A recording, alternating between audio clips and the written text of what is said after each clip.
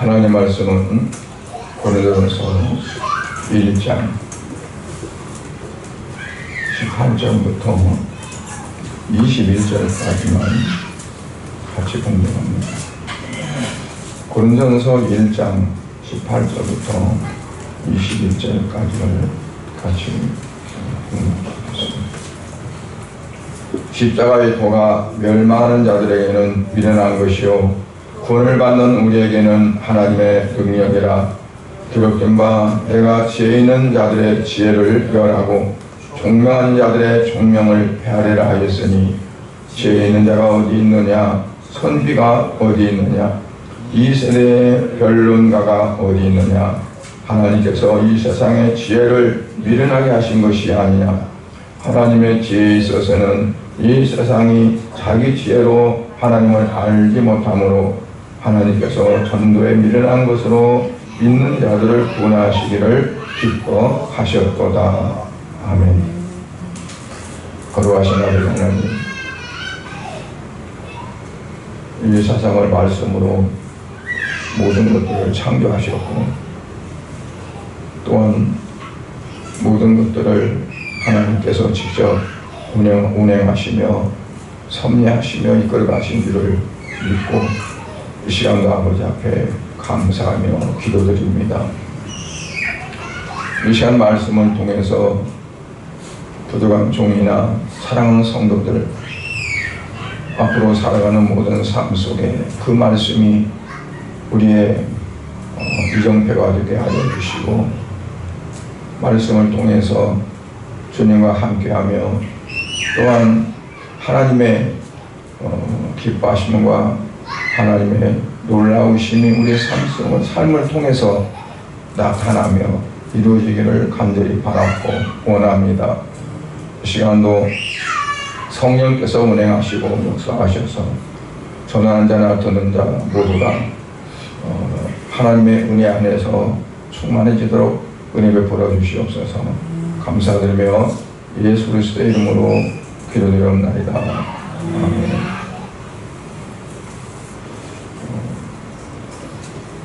세상 사람들은 각기 다르게 나름대로의 보는 눈을 가지고 교회를 보고 또 믿는 그리스도인들을 봅니다. 오늘은 특별히 세상 사람들이 바라보는 십자가의 도와 또한 믿음 안에서 보는 자들 그들은 바라보는 십자가의 도가 어떠한가 하는 것을 이제 말씀을 나누면서 이제 오늘 본문을 통해 우리에게 주시려 하신 말씀이 어떠한가 하는 것을 우리가 이제 생각하고 또 그 말씀 속에서 상고해 주기를 원합니다. 십자가에 돌아갈 때 도가 무슨 뜻일까요? 헬라어의 로고스로 되어 있습니다. 십자가에 도할 때 로고스. 로고스는 말씀으로 이렇게 보편적으로 알잖아요. 그런데 단순한 말씀이 아니라 여기 사도 바울이 말씀하고자 하는 것은 십자가가 우리에게 주는 어떠한 것. 그래서 갈라디아서 2장 20절에서 사도 바울은 십자가에 대해서 그냥 깊이 이렇게 말씀을 합니다. 내가 그리스도와 함께 십자가에 못 박혔다. 그래서 이제 내가 사는 것이 아니라 나는 죽었다. 그리고 내 안에 그리스도가 사신다. 그렇다고 해서 내가 죽어서 살지 않는 것이 아니라 사는데 뭘 위해 사느냐? 사는 목적이 달라졌다. 전에는 예수를 핍박도 하고 예수 믿는 사람들을 옥에 잡아 가두기도 하고 그렇게 못된 짓을 많이 했었는데 이제는 나를 사랑하사 자기 몸을 십자가에 내주시고 죽으신 그 예수 그리스도를 믿는 믿음 안에서 사는 거다. 그러니까 삶 자체가 십자가와 매체시켰을 때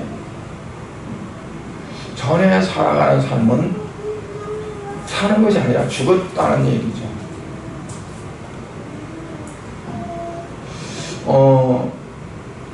그리스도 밖에서 바라보는 십자가와 그리스도 안에서 바라보는 십자가가 같지 않다는 얘기예요. 다르다는 얘기예요.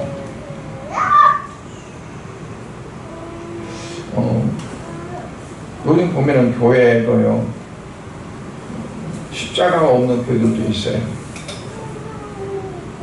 십자가 우상이야. 그거 십자가 세우면 안 돼.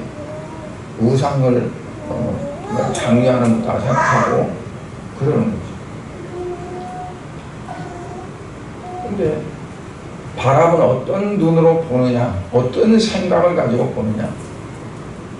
사랑하는 사람들이 자기들의 생각, 자기들의 편견, 자기들이 알고 있는 어떠한 세상적인 지식, 이러한 것들로 바라보는 것과 주님께 걸려서 이제 성령에 사잡힌 그런 사람들이 바라보는 것과는 전혀 다를 수밖에 없다는 거죠. 그래서 십자가를 바라보면서 제멋대로 평가하고 별로짓고 하는 것을 이제 부정하는 말씀입니다. 오늘 18절에 보면 십자가의 도가 그래서 멸망하는 자들에게는 어떤 거다고요? 미련한 것이다. 그 말은 뭐냐면 멸망하는 자들에게 십자가가 미련하다 하는 게 아니라 십자가에 대한 정확한 것을 알지 못하니까 그들이 미련한 거라는 얘기예요. 우둔한 거고. 그런데 구원을 받는 우리에게는 어떻다? 하나님의 능력이다. 그 능력은 어떤 능력을 말할까요? 하나님의 능력입니다.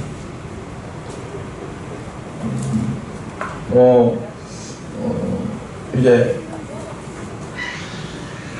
그전에 귀신이 나타난다든가 뭐가 나타나면 십자가를 가지고 보면서 하면 십자가 하면 그게 물러가나요? 그럼 막 거기 없애주고 그래서 가슴에다 십자가를 딱 그리면 그냥 모든 작게들이 그냥 사라지고 그런 걸까요?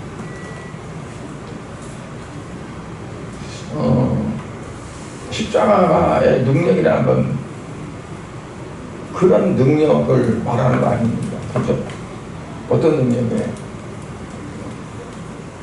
가장 큰 능력. 지옥 가야 되는데 천국 갈 수 있는. 그러니까 우리의 모든 죄 자체를 다 사해버리는, 없애주는 그 능력이 있잖아요.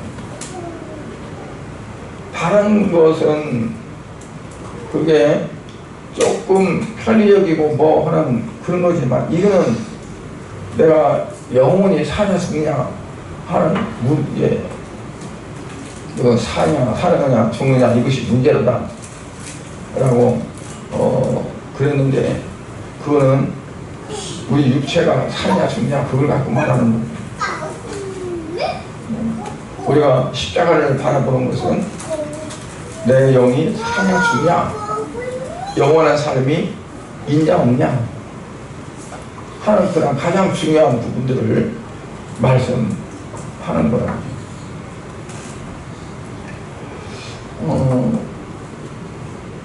우리에게는 십자가의 도가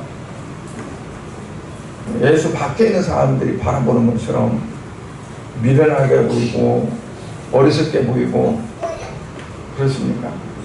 집사하는 사람이죠. 왜냐하면 서양 사람들은 그게 아니 이 말도 안 되는 과학적도 아니고 뭣도 아니고 어떻게 한 사람이 죽어가지고 그 모든 사람들의 죄가 사진다는 겁니다. 이건 말도 안 돼. 그러니까 전혀 뭘로 증명할 수도 없고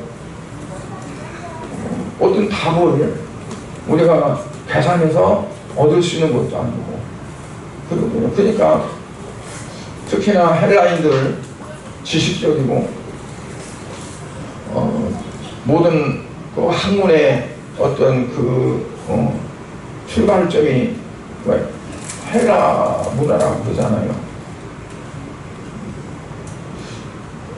헬라에 의해서 라틴어도 파생되고 그 라틴어로 처음에 성경을 이제 독일에 기록했는데 성경을 번역했는데 하도 어려우니까 일반 사람들이 읽지도 못하고 그래서 신부들만 가지고 성경 가지고 있으니까 자기들 마음대로 어떤 교리를 만들어서 그냥 타락해버리고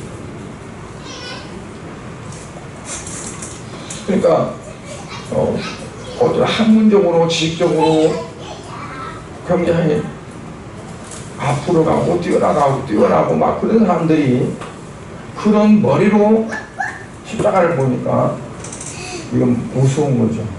말도 아닌 거죠. 이치가 안 맞는 거죠.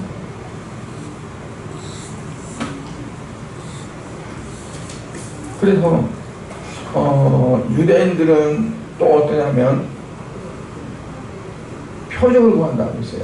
헬라인들은 자기들이 알고 있는 상식, 지식 뭐 이런 거 학문으로 이렇게 계산해 보니까 이건 맞지 않는 거다. 어리석은 사람들이나 그거 믿는 거다. 유대인들은 어때요? 뭘 구한다고 했어요? 표적을 구한다고 했어요. 오늘 22절 상반절에 보면 유대인은 표적을 구하고 헬라인은 지혜를 찾고 자기들이 구하는 것이요 따로 있는 거예요. 그러니까 하나님께서 하시는 것과 내가 원하고 찾는 것과 안 맞아. 포커스가. 그러니까 내가 원래 잘못되어서 잘못된 걸로 하는 걸 생각지 않고 진리를 비진리로 생각하고 어리석다고 그렇게 해버려요. 근데 유대인들은 왜 표적을 구했을 것 같아요? 표적이란 뭐예요? 뭔가 증거가 실제적인 어떤 것들이 나타나야 된다 생각한 거예요. 왜냐하면 그들은 메시아를 기다려왔잖아요. 하나님께서 메시아를 보내준다고 해서 그 메시아를 기다렸어요. 근데 그들이 기다렸던 메시아 상은 어떤 걸까요? 시대를 흐르면서 자기들이 바라는 메시아 상이 다 만들어져 있는 거야. 자기 안에. 메시아는 이런 사람이 메시아야. 우리나라가 오랫동안 바벨론에 망했고 아수르에 망했고 또는 그 망해가고 있었는데 그 포로상케도 메데 파사로 넘어가고 또 메데 파사는 헬라에 넘어가고 헬라는 또 로마에 이 모든 것들이 그냥 세월이 흘러가면서 계속 유대인들은 고통 속에 살아왔어요. 그때마다 그들이 기다리고 고대했던 것은 메시아가 도대체 언제 오는 건데? 그래서 메시아는 어떤 거예요? 좀 강한, 뭐 동해 번쩍 서해 번쩍 할 수 있는 어떤 초능력자. 그래서 우리를 식민지화 시키고 세금 얻어가고 총도 뿌려줘가지고 저들은 마음대로 하는 그 노마를 대적해서 이길 수 있고, 우리 모든 국민들을 정말 잘 살게 할 수 있는 어떠한 그러한 대단한 사람, 그런 사람으로 이제 메시아상을 갖고 있죠. 그런데 난데없이 보잘것도 없고, 뭐 요즘 보면은 뭐 스펙이라고 하나, 북한에서는 토대라고 한다더라고요. 토대가 좋고 스펙이 좋은 것도 아니고 그냥 목수 아들로 태어나가지고 어려운 가정 속에서 공부도 제대로 못했고, 그런데 어느 날 갑자기 이 사람이 자기가 메시아라고 한다. 그 유대인들이 어때요? 완전히 기가 막히는 것이에요. 왜냐하면 자기들이 기다렸던 메시아가 아니냐. 이거는 완전히 자기가 메시아다고 공갈치는 거지. 사기치는 거잖아요.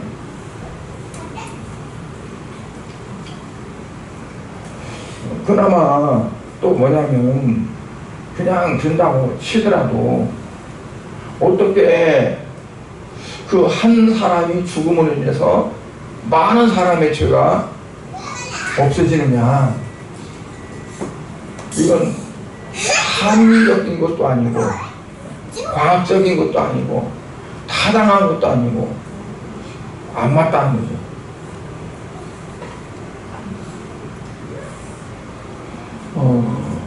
근데 그 유대인들에게 뭐가 잘못된 걸까요? 왜 유대인들이 그렇게 생각할까요?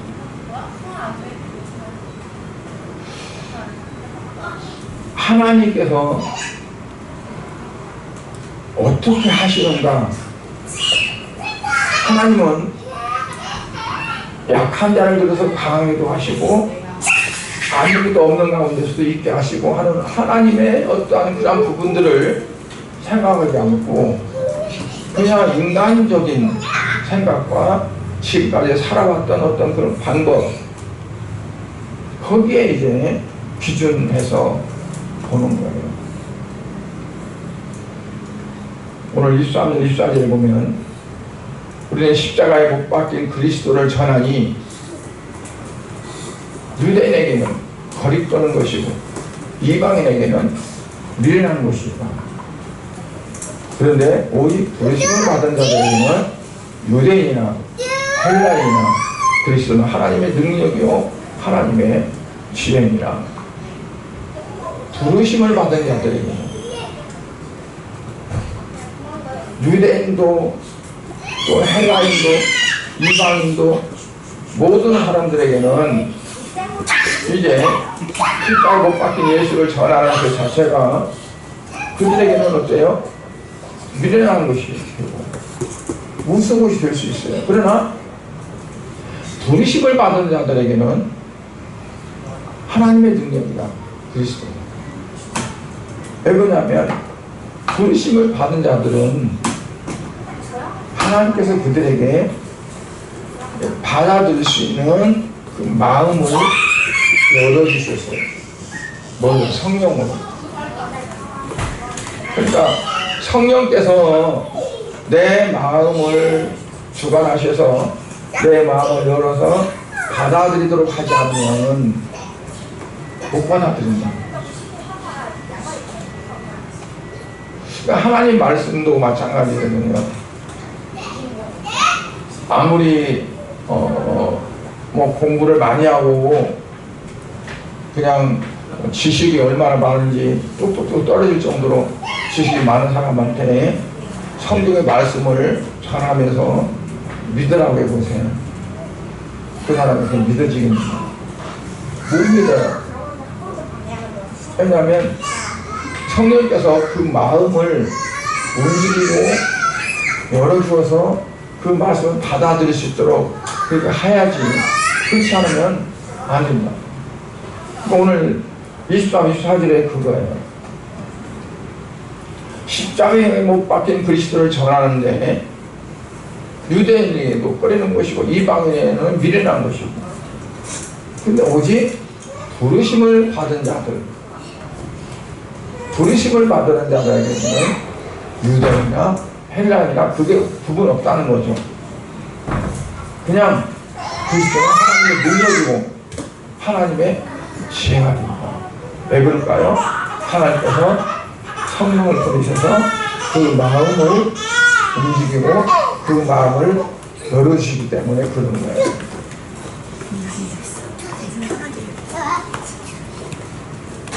그러니까 우리가 어떤 모든 것에 은혜가 되려면 어떻게 하냐면 내 마음이 성령을 통해서 이게 갈아지고 아주 좋은 땅으로 만들어지고, 그렇게 되어지면 어떤 말씀이든지 내 안에서 그게 발화가 되고 열매 맺는 그게 되어집니다. 그런데 그렇지 않으면 안 돼. 예수님께서는 씨 뿌리는 비유를 말씀하셨어요. 씨 뿌리는 농부가 씨를 뿌렸더니 어떤 씨앗은 똑같은 씨입니다. 여기 골라서 무사라 그냥 씨앗 주머니에서 손을 넣어서 뿌리는 거예요. 어떤 씨는 길바닥에 떨어졌다. 어떤 씨앗은 돌짝밭에 떨어지고 어떤 씨앗은 가시나무가 많이 있는 그곳에 떨어지고 어떤 씨앗은 좋은 땅에 떨어졌다. 그러니까 어떻게 마음이 어떤 상태인가에 따라서 다르다는 거예요. 그러니까 유대인이나 이방인들 그들은 예수 그리스도의 그 복음을 받아들여도 이게 받아들일 수가 없는 갈지 않은 땅, 기경이 되지 않는 땅. 그래서 네 밭을 기경하라. 기경한다는 것은 갈아 엎는다는 거예요. 그게 성령을 통해서 작업이 되면 그냥 열매 맺는 그런 좋은 땅으로 되어지는 거잖아요. 그래서 여기서 부르심을 받은 자들에게는 어떻다? 유다인이나 헬라인이나, 유다인은 하나님 택한 백성이라고 할 때 헬라인은 이방인이잖아요. 그러니까 이방인이나 뭐 그게 상관없다는 거예요. 부르심을 하나님 부르셨다면, 왜? 하나님께서 성령을 보내셔서 하나님이 다 갈고 부수고 씨앗이 떨어지면 잘 날 수 있도록 다 작업을 하신다는 거예요. 그래서 하나님의 능력이 되고 또 하나님의 지혜가 된다 라고 이렇게 말씀합니다. 욥이요, 하나님을 잘 섬기고 믿는 사람이죠. 근데 욥이 갑자기 하루에 막 모든 것들이 다 거들나 버렸어요. 양, 소떼, 약떼 다 죽고 빼앗기고 해버렸고, 심지어는 자기 아들들 그냥 생일집에 모여서 축하하면서 기분 좋게 지낼 때 거센 바람이 불어가지고 그 집을 다 쓸어버려가지고 그 아들 딸들이 다 죽어버린 거예요. 하루에 그냥 다 그렇게 없어져 버렸어요. 그러면 이 욥이 볼 때 얼마나 고통스러웠을까요? 뭐 내가 하나님을 잘 생각한다고 살았는데 아니 왜 이런 일이 내게 있을 수 있을까 하면서 하나님을 원망할 수도 있잖아요. 불평할 수도 있잖아요. 근데 원망하고 막 그러진 않았어도 어쨌든 38장 41장까지 보면 욥이 이해가 안 되는 거예요. 그래서 차라리 내가 태어나지 않았으면 우리 어머니가 나를 가지고 나서 내가 그 배 안에 있을 때 낙태를 해버렸다면 얼마나 좋았을까. 뭐 그러면서 신산탄을 이제 하는 거죠. 근데 하나님께서 이제 그 욥에게 묻습니다. 뭘 묻냐면 우주 생성에 관한 것부터, 하나님은 우주를 만드신 것부터, 또는 모든 천체 만물에 대해서 질문을 합니다. 네가 이것 할 수 있겠느냐? 네가 이것도 할 수 있느냐? 그러니까 뭐냐면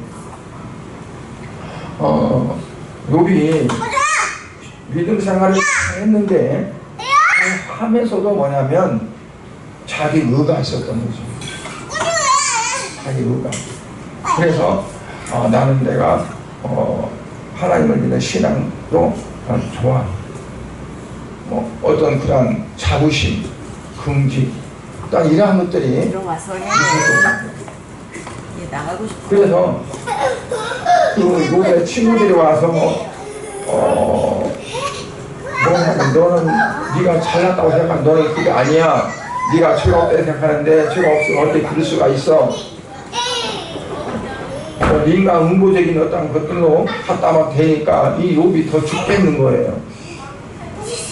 나는 내가 잘 살았고 나는 절대 하나님 앞에 죄진 적이 없고 그래. 그런데 왜 너희들이 나를 그따위로 나를 보고 그냥 그러니까 욥을 위로해 와서 너 아무리 생각해도 하나님 그냥 그럴 리 없고 네가 뭔가가 있으니까 잘 생각해봐라. 하나님 앞에 잘 생각해봐서 잘못한 거 있으면 하나님 앞에 이렇게 하면 되는 거지. 그리고 막 그러면 막 뒤져보지는 거예요. 여기 아니 모르면 가만히나 있지. 왜 내가 잘못이 없는데 왜 그 와서 자꾸 꼭꼭 찔러냐 하는 거죠. 그러면 하나님께서 그래 맞아 내가 인정해 욥 옳은 거. 사탄이 와서 막 그 욥 신앙 그거 가짜다고 지가 잘못 잘 사니까 그러지. 그래도 하나님은 그 인정하고 그래도 그래 네가 한번 해봐라. 욥은 절대 그러지 않을 거야. 욥은 나한테 원망하지 않을 거야. 그러고 했어요. 하나님이 욥을 그냥 모르는 거 아니에요. 알아. 그렇지만 욥이 하나님 앞에서 자기 어떤 의를 막 내세우면서 나는 절대 그런 일이 없어.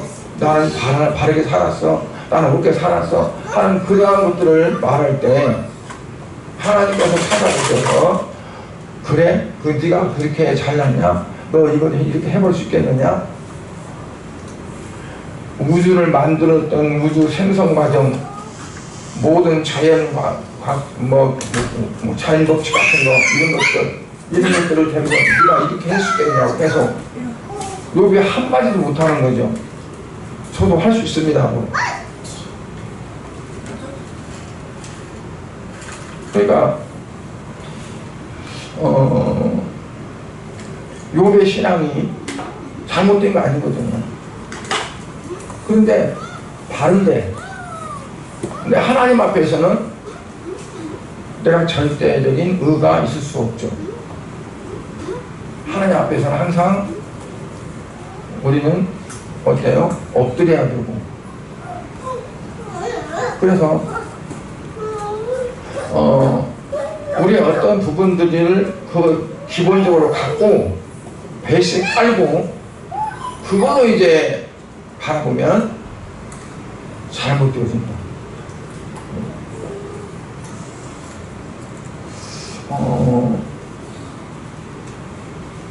그래서 이제 뭐냐면 지나간 것은 뭐 옛날에 했던 모든 것도 가지고 있었던 거 그것들은 다 내 바탕이 돼서는 안 된다.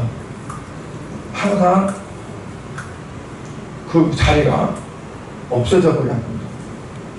내가 잘했던 거, 뭐 했던 것도 그게 하나의 이제 토대가 되면 안 된다는 거죠. 무너져 버려야 합니다. 그러니까 요배 친구들 와서 그 요백에 있는 그 끝들을 깨트려 버리려고 하는 거죠. 근데 요번 그걸 못 깨트리죠. 이건 내 소중한 거야. 난 이렇게 살았어. 너희들이 아무리 끈다고 해도 내가 너희들보다 못 사는 거 아니야. 그러니까 자기 어떤 이 위치를, 자기 이 부분들을 그냥 누가 건드렸다가는 큰일 나는 거예요. 이건 내가 내 보류야, 보류. 끝까지 내가 지켜야 되는 거지. 근데 하나님은 와서 하나님이 깨트려, 그거를. 깨트려. 그러니까 나중에는 욥이 바짝 엎드리죠. 그러니까 우리가 하나님 앞에 우리가 신앙생활하면서도 어찌 보면 내가 열심히 잘 행하고 열심히 잘 섬기고 막 살잖아요. 그러면 나도 모르게 이게 그 토대가 되죠. 이렇게. 그래서 다른 사람이 그렇게 안 되면 이건 비판하고 평가 잘하시키고 그렇게 되어지는 거고. 그게 뭐냐면 오늘 에르미야서에서 새벽에 말씀했던 것은 자만, 스스로 교만해진다.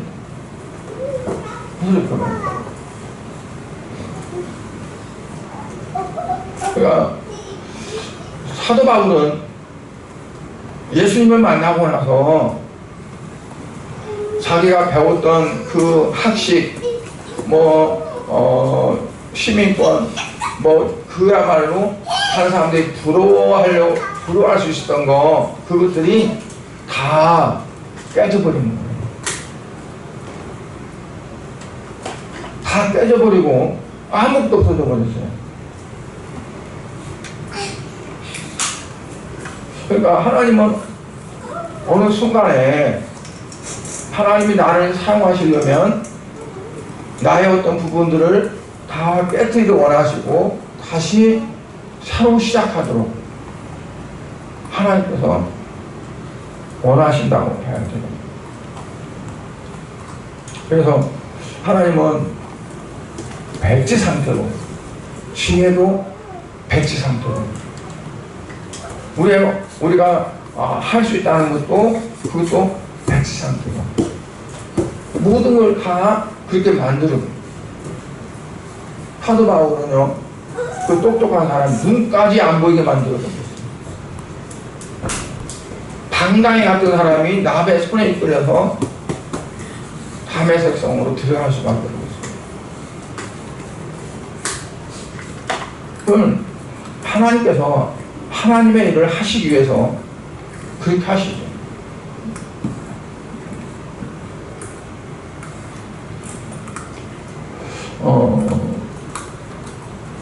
그래서 오늘 19절 20절에 오면 기록되면 내가 지혜 있는 자들의 지혜를 멸하고 총명한 자들의 총명을 패하리라 하겠으니 지혜 있는 자가 어디 있느냐, 선비가 어디 있느냐, 이 세대의 변론가가 어디 있느냐. 하나님께서 이 세상의 지혜를 미련하게 하신 것이 아니냐. 그러니까 우리 어떠한 내가 주님이 일을 하기 위해서 내가 이걸 어떤 토단을 만들고 막 해야 된다, 그래야 잘한다, 그게 아니죠.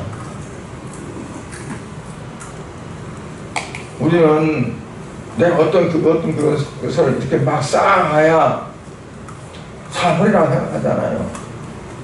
저도 그렇게 생각했어요.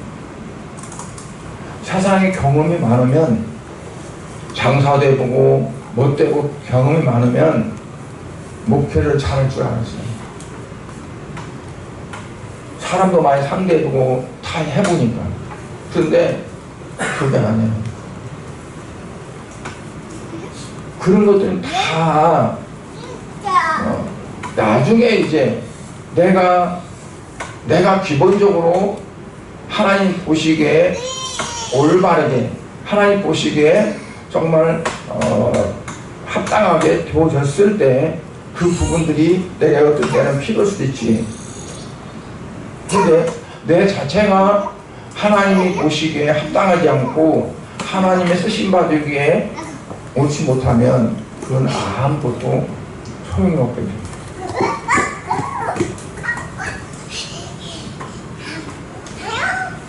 세상적인 일은 할 수도 있겠죠. 그런데 하나님이 원하시는 일은 그렇게 할 수가 없다.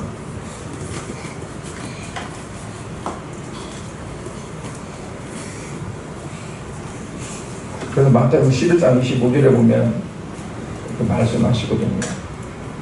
그때 예수께서 대답하여 이르시되 천지의 주제이신 아버지여, 이것을 지혜롭고 슬기 있는 자들에게는 숨기시고 어린 아이들에게는 나타내심을 감사하니까. 그러니까 뭐 지혜롭다, 슬기롭다 하는 자들에게는 숨기셨다. 근데 어린 아이들에게는 나타내셨다. 근데 이거를 마태는 감사하다고 그랬어요. 감사. 십자가의 도를 지혜롭고 슬기 있는 자들에게는 숨기셨다. 왜 그러실까? 왜 그렇게 하시느냐? 마태복음 11장 20절부터 28절까지 보면은 뭐냐면 예수님이 탄식하세요. 탄식하시는데 화 있을진저 뭐라 하시나, 또 화 있을진저 벳세다야, 너에게 행한 모든 권능을 두루와 시돈에서 내가 행했다면 그들이 벌써 베옷을 입고 잿더미 위에 앉아 회개하여 있으리라. 그러니까 예수님께서 차라리 내가 두루와 시돈에 가서 권능을 행하고 능력을 행하고 그렇게 했으면 그들이 신약에 굵은 배를 입고 잿더미 위에 앉아서 회개했으리라. 여러분 요나서에 보면은 요나가 니느웨 가가지고 나중에 어쩔 수 없이 간 거잖아요. 가가지고 회개하라고, 40일 오면은 망한다 회개하라. 그것도 사흘길 걸을 수 있는 형인데 그것도 하루길도 안 되게 그냥 대충 전한 거예요. 속에서는 절대 회개하지 마, 두고 망해. 그러면 성경은 회개하라고 한 거죠. 그런데 그 니베에서 사람들 보세요. 모든 백성들이, 그리고 그 왕까지 굵은 배를 입고 잿더미 안에서 회개했다.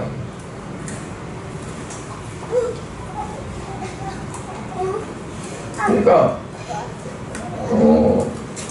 마태는 11장에서 그런 거예요. 이제 예수님께서 감람산에서 예루살렘을 내려다보이는 그러한 한에서 이제 앉아서 보시면서 탄식을 하시면서 가버나움,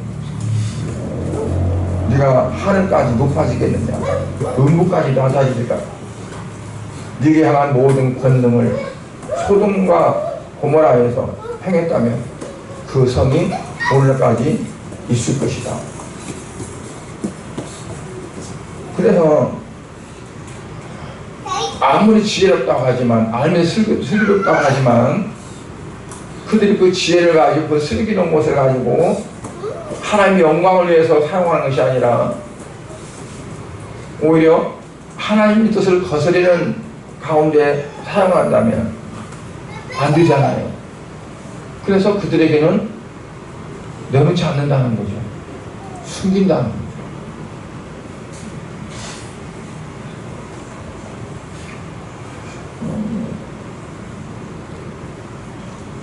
십자가의 도는 하나님의 능력이라고 했는데 지옥 갈 사람을 천국으로 되돌려 완전히 회복시키는 그 이상의 능력이 어디가 있겠어요? 여러분, 우리가 예수를 믿고 신앙생활하면 다 능력받기를 원하시죠. 누가 더 능력이 강한가? 그걸 뭘로 평가합니까? 병을 잘 고치냐 안 고치냐, 또 뭐 하나 그러잖아요. 근데 하나님이 보시는, 주님이 보시는 가장 큰 능력은 뭐냐면 지옥 갈 사람 천국갈 수 있도록 바꿔놓는 거, 그게 가장 큰 능력이라는 거예요. 그러니까 십자가는 바로 그거라는 거죠. 그래서 전도한다는 것도 그 메시지가 예수님의 십자가가 빠지면 그건 맹물입니다. 예수 믿으면 병 낫습니다. 예수 믿으면 사업이 잘 됩니다. 예수 믿으면 이렇습니다. 다른 거가 예수 믿는 목적으로 되어진다면 그거는 그냥 맹물 주는 거죠. 예수 믿어야 구원 받습니다. 예수 믿어야 천국 갑니다. 그러니까 듣기 싫은 소리지만 그렇게 전하지 않을 수가 없는 거잖아요. 다른 사람에도 그렇지만 우리 자신들을 향해서도 그렇다고 봐요.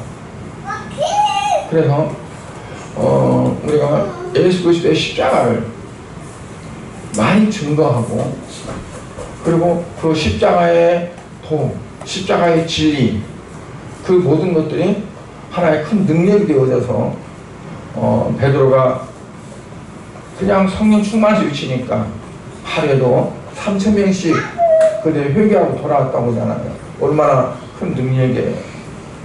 베드로가 여러분 예수 믿으면 복 받습니다. 예수 믿으면 가정이 평안해집니다. 예수 믿으면 뭐합니다. 그렇게 전했을까요? 그러지 않잖아요. 너희가 죽인 예수를 하나님이 살리셨다. 십자가와 부활을 전한 거죠. 그런데 그들이 깨져가지고 이렇게 돌아와요. 그래서 복음은, 전도는 복음입니다. 전도 방법이 뭐 복음화 전도네, 뭔 전도네 명칭들이 많이 있지만 거기에 십자가 부활이 빠지면 맹물입니다. 우리가 한 사람이라도 정말 내 입을 통해서 십자가 부활을 전하고 하나님이 정말 그 영혼을 구원시키는 그 부분을 우리가 체험한다면 아마 달라질 겁니다. 내 스스로 달라지고 신앙에 따른 초점도 달라지라고 믿습니다. 그래서 여러분들이 꼭 명심하시고 이 부분들을 손수 실천할 수 있는 그런 삶이 되기를 주의 이름으로 축복합니다. 기도하겠습니다. 하나님 아버지, 주님의 은혜와 사랑을 감사를 드립니다. 십자가의 도가 멸망을 할 수밖에 없는 자들에게는 미련한 것이지만 구원을 얻는 우리에게는 하나님의 능력이라고 했습니다. 아버지 하나님, 사랑하는 양목교회 성도들이 정말 그 십자가를 가슴에 새기고, 내가 그 십자가 밑에서 사도 바울이 죽었다고 하는 것처럼 이제는 내 안에 예수가 산다는 고백을 하면서 아버지 예수 그리스도의 십자가와 부활을 증거할 수 있는 귀한 은혜를 주시고 능력을 허락하여 주옵소서. 그래서 친히 아버지 모든 성도들이 그 부분에서 체험할 수 있는 귀한 믿음을 허락하여 주시옵소서. 예수 그리스도 이름으로 기도드리옵나이다. 아멘.